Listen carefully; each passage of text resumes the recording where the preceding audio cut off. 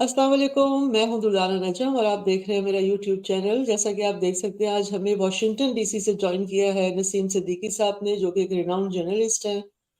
Welcome to the show sir. Thank you very much. Sir, आप बिल्कुल इस वक्त एक ऐसी जगह पर हैं जिसके इलेक्शंस को दुनिया में जो है ना वो बड़ी दिलचस्पी से देखा जाता है, क्योंकि कहते हैं कि वर्ल्ड ऑर्डर जो है इस वक्त कहा तो ये जा रहा है कि नेतन्याहू भी, और यूक्रेन में जो जंग चल रही है वहां भी, और हर कोई सिर्फ इस इंतजार में है कि पॉलिसी कब तब चेंज करेंगे जब ये पता चलेगा कि व्हाइट हाउस का जो ऑक्यूपेंट है वो कौन बनेगा। तो सर, आप इस वक्त ग्राउंड पर हैं, आप हमें बताएं कि क्या पल्स है लोगों की। अ, यहाँ तो सब यही कह रहे हैं कि शायद सबकी ख्वाहिश है कि ट्रम्प आ जाए, लेकिन what is the ground reality over there? जी, बहुत शुक्रिया प्रोग्राम में लेने के लिए। अच्छा, पाकिस्तान में जो बहुत ज़्यादा दुआएं हो रही हैं कि ट्रंप आ जाए, उसकी वजह आपको मालूम है। लोग समझते हैं कि जी जी। ट्रंप जब आएंगे तो वो अपनी विक्ट्री स्पीच में आके कहेंगे कि जी, इमरान खान को फौरी तौर पे रिहा कर दिया जाए जी और जी, उनका जो मैंडेट बिल्कुल। किया गया वो वापस ले लिया जाए। ऐसी बात नहीं है, वो मैं आगे चल के हम्म बताऊंगा कि क्या फेवर मिल सकती है। लेकिन इस वक्त जो डोनाल्ड ट्रंप अपनी कंपेन चला रहे हैं या कमला हम्म हैरिस जो भी बात कर रहे हैं, वो अमेरिकन के इंटरेस्ट के लिए बात कर रही हैं। वो हम्म अमेरिका की तरक्की के लिए बात कर रहे हैं, और उनको शायद जो उनकी पार्टीज हैं वो they don't bother about what's happening in Pakistan या इस तरह के मुल्कों में क्या हो रहा है। तो जो इस वक्त आपने जिस तरह अपने इंट्रो में कहा कि ये जो हम्म वॉर मॉन्गरिंग है ना, ये this is something very important. और जो अमेरिकन भी है हम्म ना, इस चीज़ में बहुत ज्यादा नाला है कि इस तमाम हम्म जो उनका टैक्स का मनी है वो जंगों में झोंक दिया जाता है। तो इस हम्म वजह से वो चाहते हैं कि जंग ना हो। और कोविड के बाद जो सूरत हाल हो गई है दुनिया के अंदर, एक महंगाई, हम्म इन्फ्लेशन गई है, उसके अलावा बेरोजगारी बहुत ज्यादा हो गई है। तो इस पे कौन ज्यादा बात कर रहा है, कौन इन्फ्लेशन को नीचे लेके आएगा, कौन रोजगार हम्म देगा। तो दूसरी तरफ आपको पता है कि हम्म जब जो हुकूमत होती है भले वो अच्छे काम कर रही हो, लेकिन उनका फिर भी एक बैड नेम होता है। तो इस डेमोक्रेट्स हम्म को एक तो ये अपना उनके साथ ड्रॉबैक है कि पहले उनके बाइडन जो है वो कैंडिडेट थे, फिर उनको हम्म कैंडिडेट चेंज करना पड़ा, वो कमला हैरिस को ले आए। हम्म और के हम्म ज़माने में यूक्रेन में भी जंग हम्म चल रही। उसके अलावा आप देखें हम्म कि जिस तरह फ़लस्तीन में जो मामला हो रहे हैं, एक तो मुसलमान उस बात से नाला हैं, दूसरे जो नरम दिल रखने वाले अमेरिकन हैं या ह्यूमन राइट्स वाले हैं, वो भी इस बात से खुश नहीं है कि गजा के अंदर जिस तरह बच्चों को शहीद किया जा रहा है, औरतों को मारा जा रहा है। तो ये एक बड़ा बैड नेम है डेमोक्रेटिक्स के पास। एक तो अभी आज ही जो है वो आपको पता है, जो स्विंग स्टेट्स हैं वो बड़ा अहम रोल अदा करती हैं। और मिशिगन में तो बहुत ज़्यादा अरब्स और मुसलमान है। वहाँ पे जब गए हैं डोनाल्ड ट्रंप आज, तो उन्होंने वहाँ जाके यही बोला कि मैं इस जंग को ख़त्म कराऊंगा और अमेरिका की तरक्की के लिए काम करूंगा। और जो नॉर्मल वोटर है, यंगस्टर्स जो है, उनको भी डोनाल्ड ट्रंप ने ये पैगाम दिया कि मैं इम्पोर्ट्स को कम कर दूंगा और जो हमारी अपनी इंडस्ट्री है उसको हम फ्लरिश करेंगे ताकि लोकल जॉब्स पैदा हों। तो बारह का जा रहा है। लेकिन जो मैंने असेस किया है वो ट्रंप की पोजीशन यहाँ पे काफी बेहतर है। जितने पोल्स हुए हैं उनमें वो कमला हम्म हैरिस से आगे हैं, और इलेक्टोरल कॉलेजेस में भी उनका बड़ा अमल हम्म दखल है। तो देखें अभी एक दिन बाकी रह गया है, बल्कि पाकिस्तान में तो हम्म आज 5 नवंबर होगी। तो हो गई है। देखें जो वोटर्स हैं हम्म फैसला आता है जी। हम्म। अच्छा, नसीम साहब, एक अभी आपने तो खुद ही बताया कि जो वो मतलब मैं कुछ लोगों को जानती हूँ जो मतलब मुसलमानों का तो सेंटिमेंट्स वहाँ क्या है, अरब मुस्लिम्स खास तौर पर और पाकिस्तानी मुस्लिम, क्योंकि कुछ लोग जो मुझे याद है कि जब ट्रम्प पहले जब था तो तब उसके बिल्कुल खिलाफ थे और कहते थे कि नहीं जी हम अ, लेकिन अब क्या मूड देखते हैं कि जो उनका वाकई टिल्ट है ट्रम्प की तरफ बिकॉज ऑफ गजा, या कोई, क्योंकि इमिग्रेशन का भी एक बहुत बड़ा सवालिया निशान है कि बहुत सारे लोगों को ये भी खतरा है कि जो इलीगल वहां रह रहे हैं, चाहे वो मुसलमान हो या वो अरब मुल्कों से हो या साउथ एशिया से हो। तो इन दोनों में से लोग किस चीज को आप समझते हैं कि चूज करेंगे, कि इमिग्रेशन को वो कहेंगे कि ठीक है इसकी तलवार लटकी रहे, लेकिन we will go with this sentiments which is फलस्तीन का जो है। ये आपने बड़ा अच्छा सवाल किया। अच्छा देखिए, इमिग्रेशन के हवाले से तो जो भी प्लान होगा, जो भी पॉलिसी होगी, वो तमाम दोनों पार्टीज की सेम ही होगी। अब मजीद हम्म इमिग्रेशन को रोका जा सकता है, लेकिन जो लोग मौजूद हैं उनको निकालना बड़ा मुश्किल हो जाता है। तो ये मेरे ख्याल से इस वक्त हम्म ये इतना बड़ा इशू नहीं है। इशू जरूर है, लेकिन गाजा का हम्म इशू बहुत बड़ा क्योंकि 1 साल से आपने हुँ, देखा कि जो गज़ा के अंदर एट्रोसिटीज़ या ब्रूटैलिटीज़ हो रही हैं, हुँ, उससे मुसलमान बहुत ज़्यादा परेशान भी हैं, दुखी भी हैं। जिस हुँ, किस्म की सोशल मीडिया पे फुटेजेस आती हैं, बच्चों की आती हैं, औरतों की आती हैं, और हॉस्पिटल्स के ऊपर बमबारी हो रही है। फिर अभी ईरान के हुँ, साथ जो मसला खड़ा हो गया, तो मुसलमान दुनिया परेशान है इस जंग की वजह से। और ट्रम्प ये हुँ, प्रॉमिस करते हैं कि मैं आके ये जो जंगो-जदल है, इसको मैं हुँ, ख़त्म कर दूँगा। तो ये एक प्लस पॉइंट है, लोगों का टिल्ट हुँ, उनकी तरफ है। अगर आप पाकिस्तानी एशियंस की बात कर लें, गो कि हमारा बहुत बड़ा कोई यहाँ पे वोट बैंक नहीं है, और जितने हम हुँ, लोग यहाँ मौजूद हैं, वो स्कैटर्ड भी बहुत ज़्यादा हैं। लेकिन दूसरी तरफ ये है कि आपने देखा होगा कि जो सदारती इलेक्शन होते हैं, इसके ऊपर बहुत ज़्यादा पैसा खर्च होता है, और उसमें डोनेशंस आती हैं पार्टी। हुँ, उसमें जो पाकिस्तानी बड़े बिजनेसमैन हैं, उनका एक अहम रोल ज़रूर है कि वो बड़ी-बड़ी डोनेशंस देते हैं, और 95% जो ओवरसीज़ हैं, उनका टिल्ट ईरान की तरफ है, और वो लोग ये समझते हैं कि ट्रंप के आने के बाद कुछ सॉफ्ट कॉर्नर होगा इमरान खान का। इमरान खान साहब को जो इस हुँ, वक़्त सलासल हैं, उसके पीछे से वो निकल सकेंगे, अपनी कोई सियासी जद्दोजहद का आगाज़ कर सकेंगे। तो एक ये भी बहुत बड़ा रीज़न है, जो एशियंस हैं, जो पाकिस्तानी हैं, उनका टिल्ट भी इसलिए ट्रंप की तरफ ज़्यादा है। जी। तो नसीम साहब वाक़ई आपको लगता है कि क्योंकि ट्रम्प ने शायद एक दफ़ा कह दिया था he is a handsome prime minister और उसके बाद ट्रम्प के ही होते हुए ज़ाहिर है उस वक़्त वो बरसर इक़्तिदार में थे इमरान खान, वो वहाँ अमेरिका में गए भी थे। तो आखिर ऐसे और फिर अभी जो हमने देखा है कि 60 कांग्रेस जो के लोग जो थे, मेंबरान थे, उन्होंने ख़त भी लिखा है। तो आप ज़रा बताएँगे कि पीटीआई किस किस्म की लॉबी कर रही है? इस वक़्त उनके जो फॉर्मर डिप्टी स्पीकर हैं थे, कासिम सूरी सुने वो भी वहीं वहाँ मौजूद हैं। तो कौन किस किस्म की लॉबिंग ऐसी हो रही है कि उनको इतना कॉन्फिडेंस है कि और पाकिस्तान में भी कुछ ऐसे इंडिकेशंस हैं, जैसे बुशरा बीबी को रिहा किया गया, उनकी बहनों को रिहा किया गया। तो एक हवा सी बन रही है कि जैसे वाक़ई कुछ जो है ना बड़ा ड्रास्टिक होने वाला है विज़ा-विज़ इमरान खान। देखिए, जब इमरान खान साहब अमेरिका आए थे और उनकी ट्रंप से पहली मुलाकात हुई थी, उससे पहले हुँ, आपने देखा था कि ट्रंप ने पाकिस्तान के खिलाफ बड़े ट्वीट्स किए थे, पाकिस्तान के खिलाफ बड़ी एक नफरत सी हुँ, नजर आई थी। लेकिन जब प्राइम मिनिस्टर इमरान खान वहाँ पहुंचे, उनसे मुलाकात हुई, तो कोई सॉफ्ट इमेज और कुछ अच्छा इमेज जो है वो पाकिस्तान का उजागर हुआ था। उसके हुँ, अलावा जुल्फिकार अली साहब जो बहुत क्लोज हैं इमरान खान साहब के, उनके इवांका ट्रंप की फैमिली के साथ जो है वो एक अच्छी रिलेशनिंग है। तो एक अच्छी लॉबिंग तो हो सकती है, उसमें उम्मीद की जा हुँ, सकती है कि कहीं न कहीं देखें, जो कोई अमेरिकन स्टेट जो है, वो कोई अपनी विक्ट्री स्पीच में आके ट्रंप ये तो नहीं कहेंगे कि इमरान खान हुँ, को रिहा कर दिया जाए। एक सफारती तौर हुँ, पे ही बात होते हैं, कुछ ब्लैकमेलिंग हुँ, होती है, वर्ल्ड बैंक के थ्रू, आईएमएफ के थ्रू। तो हुँ, इस तरह के मामलात हो सकते हैं, यहाँ पे लॉबिंग है, जैसे आपने कहा कासिम सूरी साहब यहाँ मौजूद है, और हुँ, यहाँ पे जो बिज़नेसमैन हैं या जो हुँ, करता धरता है, उनका भी जो रुझान पीटीआई की तरफ है, इमरान खान की तरफ है, तो वो भी अपने तौर पे लॉबिंग कर रहे हैं। तो ये डेफ़िनेटली अगर ट्रंप जीत जाते हैं, तो उससे पाकिस्तानी सियासत के ऊपर असर तो पड़ेगा। उससे पीटीआई को कुछ ना कुछ हुँ। रिलीफ़ मिलेगा, और इमरान खान साहब को भी रिलीफ़ मिलने की उम्मीद काफ़ी हद तक बढ़ जाएगी। जी। लेकिन साजिद तारड़ साहब आजकल पाकिस्तान के टूर पे है। उन्होंने बड़ा बरमला आके टीवी टेलीविज़न शोज़ पे जो उन्होंने इंटरव्यूज़ किए, वो कहते हैं कि जी ऐसा कुछ भी नहीं है, ये सब ख़याम-ख़याली है और वो जिस तरह आपको पता है कि पाकिस्तान के वो कहते हैं कि हालात वग़ैरह हमारे वाक़ई ऐसे ही हैं जैसा वो बयान करते हैं। तो उन्होंने तो बड़ी एक उन्होंने कहा कि इतना कोई नहीं है जितना पाकिस्तान में इसका शोर मचा हुआ है।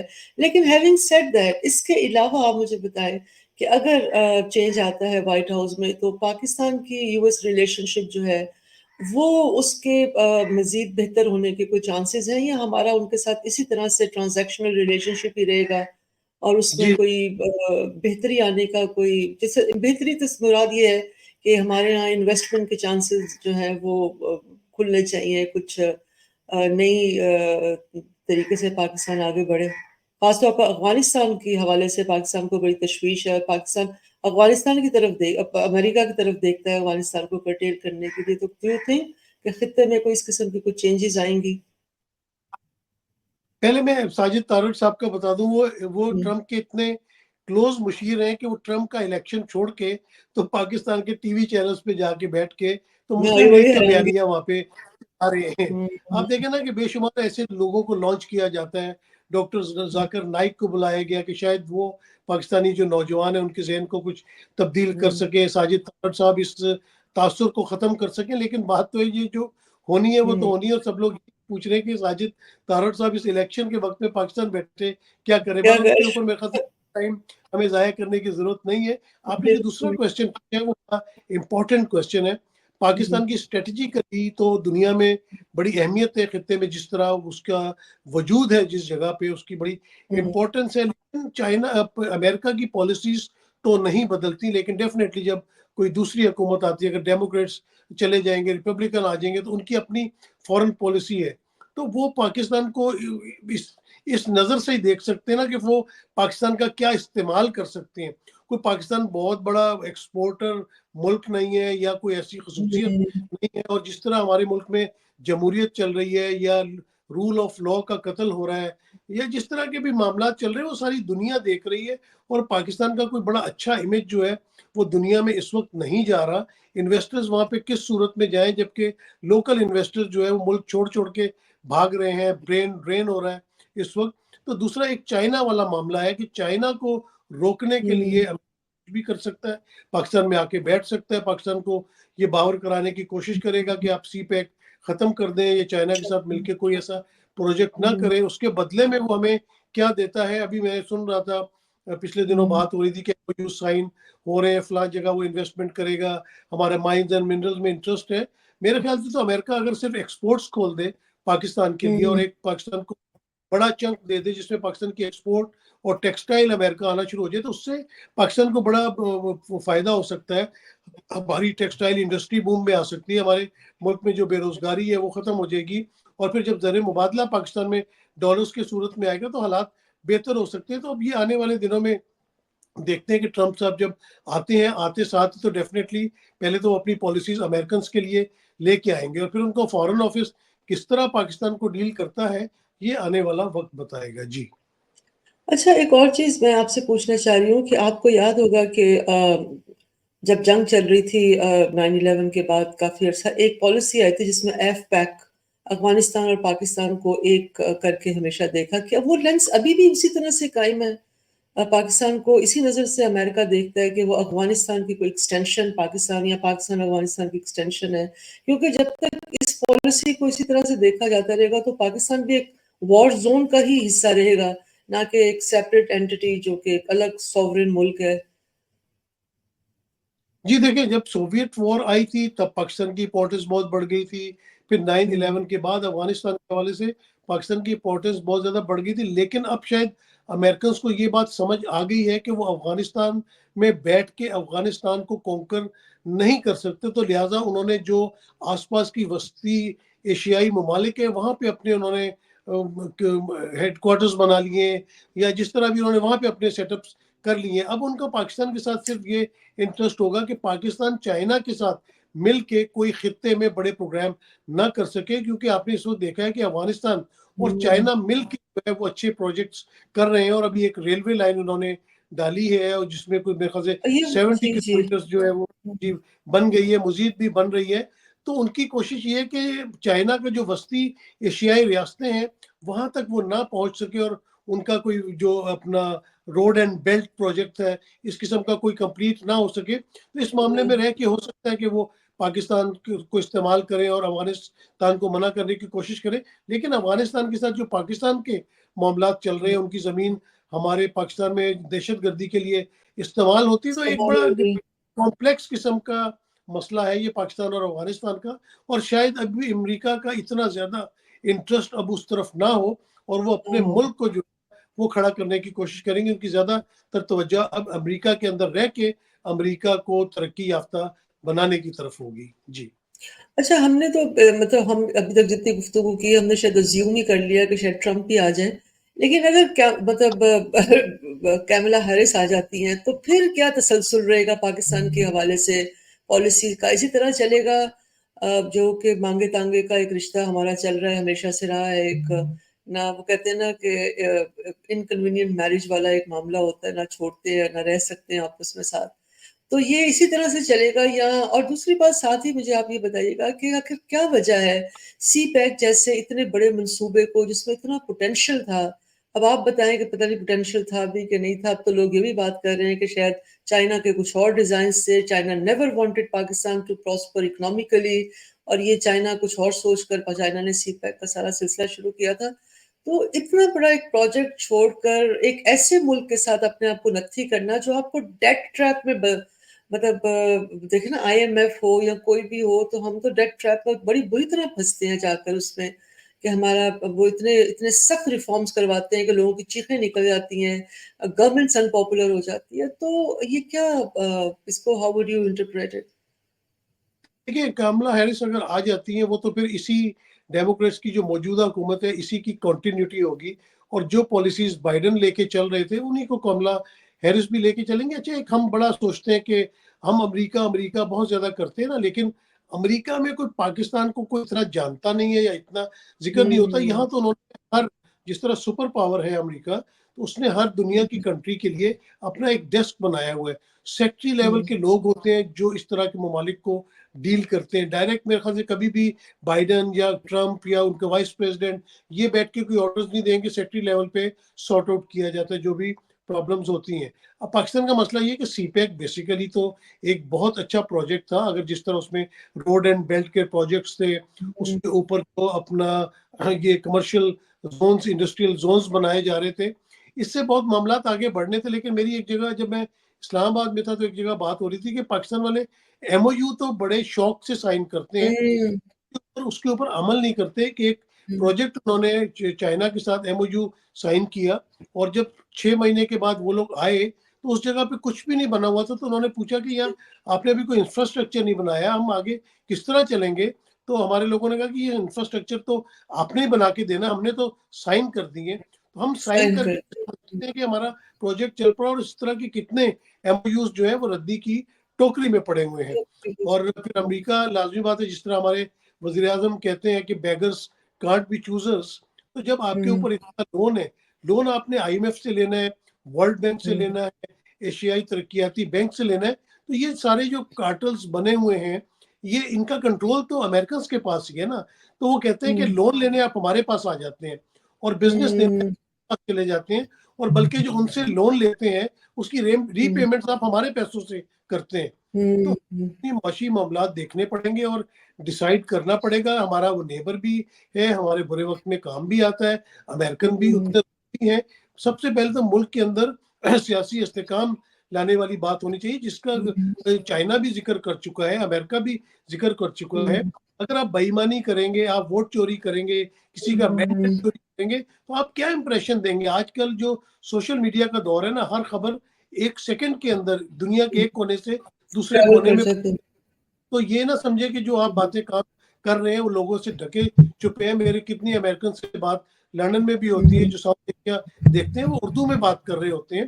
तो उनको हमारी हम्म। सियासत के ऊपर, हमारी जुबान के ऊपर, हमारी हर चीज के ऊपर अबूर हासिल है, और हम किसी को धोखा नहीं दे सकते या किसी की आंखों में धूल नहीं झोंक सकते। हम्म। हमें अपने मामला पाकिस्तान में दुरुस्त करने पड़ेंगे जी। हम्म।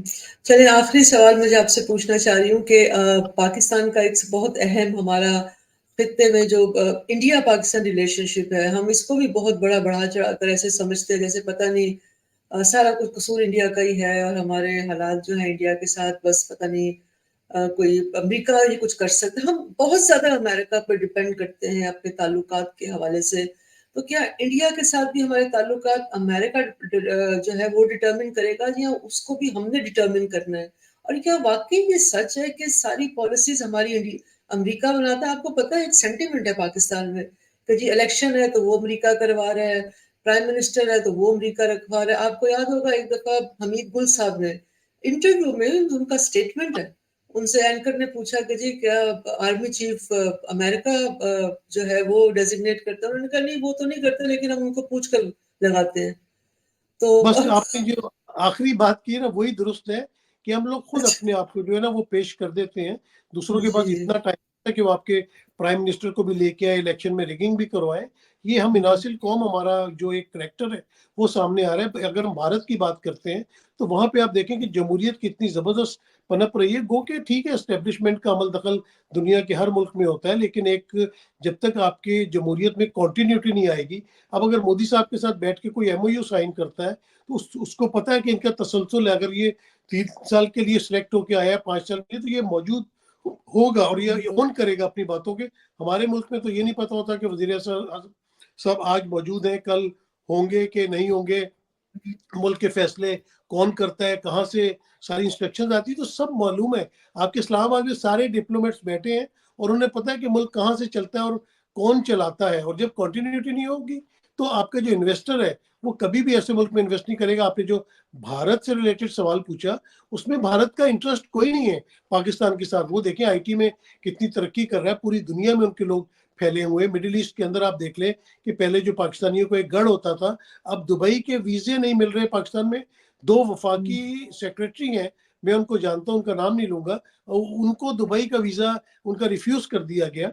तो ये तो हालत है। हमने अपने सफारती ताल्लुकात भी खराब कर दिए हैं, हमारे मुल्क में कोई इन्वेस्टमेंट नहीं आ रही। अगर कोई गवादर में या जिस तरह कहीं पे भी इन्वेस्टमेंट आती है, फिर दहशतगर्दी के वाकयात होते हैं। तो भारत को तो हमारी कोई जरूरत नहीं है, हमने ही ज्यादा रिलेशन उनके साथ बिगाड़े हुए। जो कश्मीर का मसला लेके, ठीक है, कश्मीरियों को उनको हक रायदही का इस्तेहकाक मिलना चाहिए, लेकिन अब तो अपने मुल्क के अंदर मकबूजा कश्मीर वाले हालात हुए हुए, फ़लस्तीन वाले हालात हुए हुए, कोई शहरी जो है वो किसी लोगों के शर से नहीं बचा हुआ। अभी पिछले दिनों जो वकील इंतजार पंजोता जिस तरह बरामद हुए हैं, तो ये चीज़ें सारी दुनिया देख रही है। तो कौन इन्वेस्टमेंट के लिए जाएगा, कौन दोस्ती के लिए जाएगा, बल्कि लोग पाकिस्तान छोड़ छोड़ के भाग रहे हैं। मुझे पता चला कि डेली बेसिस पे 50 से 60 हज़ार पासपोर्ट जो है वो नए बनवाए जा रहे हैं। तो इस हालत में कौन पाकिस्तान की मदद करेगा, इन्वेस्टमेंट करेगा? हमारे लिए, हमारी तो बहुत दुआ है कि पाकिस्तान बड़ी तरक्की करे, अल्लाह ताला को आगे से आगे लेके जाए, लेकिन जो मौजूदा हालात है वो इस वक्त जाते हुए नजर नहीं आ रहे। जी चलिए बस अब मैं एक पूछ रहा, आपने एस्टेब्लिशमेंट का नाम लिया तो अब कुछ रिगिंग के भी हम अमेरिका, ये जो यूएस इलेक्शंस है, क्या इज इट ट्रू कि कोई रिगिंग का वहाँ ईवीएम भी क्वेश्चनेबल था कि जी वो कुछ स्टेट्स पे कुछ इलेक्शंस का उन्होंने बताया कि जी हम ट्रम्प का नाम उसमें पंच करते थे तो चिट निकल दी थी कैमला हैरिस की। तो क्या अमेरिकन इलेक्शन में इस तरह से कोई रिगिंग का? और दूसरी बात है कि वहाँ की एस्टेब्लिशमेंट, उसके बारे में भी बातें चल रही थी कि जी दैट एस्टेब्लिशमेंट, यूएस एस्टेब्लिशमेंट जो है वो नहीं चाहती कि ट्रम्प जो है वो दोबारा प्रेसिडेंट बने। तो वहाँ किस तरह से ये क्या रिगिंग के मामला वाकई सच है? नहीं, क्योंकि ये जिस तरह वो वकील वाला आया था, अब आपको पता है सोशल मीडिया के ऊपर फेक न्यूज भी बहुत ज्यादा आती है। इन में सबसे बड़ी बात है, एस्टेब्लिशमेंट तो हर मुल्क की स्ट्रांग होती है, लेकिन इन मुल्कों में रूल ऑफ लॉ है। आप जब अदालत में जाते हैं वहां पे आपको इंसाफ मिलता है। अगर यहाँ पे कहीं रिगिंग, अव्वल तो इस तरह रिगिंग होती नहीं जिस तरह कॉन्सेप्ट हमारे मुल्कों में है कि बॉक्स उठा के ले गए, फॉर्म 45 की जगह फॉर्म 47 दे दिया। कुछ छोटा मोटा फॉल्ट जरूर हो सकता है, लेकिन मेरे ख्याल से रिगिंग नहीं, क्योंकि अगर आप रिगिंग के सबूत लेके अदालत जाएंगे तो वहां पे आपको इंसाफ मिलेगा। क्योंकि इन मुल्कों की तरक्की का राज यही है कि इन मुल्कों के अंदर रूल ऑफ लॉ है। तो रूल ऑफ लॉ के होते हुए मेरे ख्याल से एस्टेब्लिशमेंट यहाँ पे कोई धांधली नहीं कर सकती। जी चलिए नसीम साहब, थैंक यू सो मच, आपका बहुत बहुत शुक्रिया, आपने टाइम दिया। इंशाल्लाह फिर आपसे जल्द मुलाकात होगी। Thank you, thank you very much, thank you thank you. Thank you very much. अस्सलाम वालेकुम।